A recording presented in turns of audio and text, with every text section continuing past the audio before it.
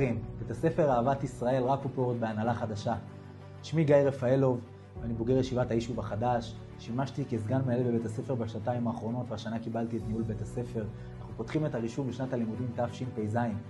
התלמידים שלנו כאן מגיעים בשמחה לבית הספר, יחס אישי, לימודי חול וקודש ברמה גבוהה כמו שאתם מכירים, שיעורי תכנות, חוגים, והצוות היקר שלנו שמלווה אותנו המון שנים, מיסודה של הרבנית רפופורט שמלווה אותנו. אז אנחנו מחכים לכם לרישום, בואו בשמחה.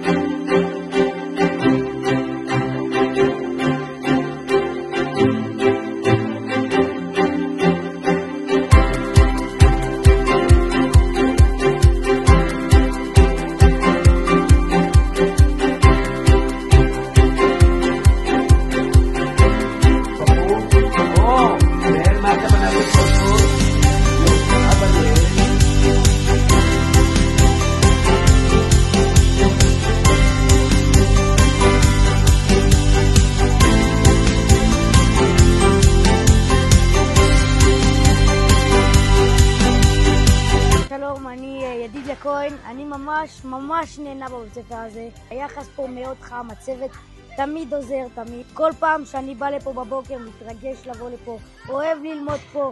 יש פה הרבה לימודים, ממש רמה גבוהה. אחלה בית ספר, יש כאן מורים טובים, חוויה טובה ממש, תודה רבה. מורים ברמה, תלמידים ברמה, יראת שמיים מאוד גבוהה. הלימודים פה גם בחול וגם במקצועות קודש מאוד ברמה. יש פה מגרשים, יש פה חוויות טובות, יש פה טיולים טובים, אנחנו לומדים טוב, אנחנו כולם פה חברים, אין אחד שלא משותף עם אחד עם השני, וכולם פה אוהבים אחד את השני, וממליץ לבוא לבית ספר הזה.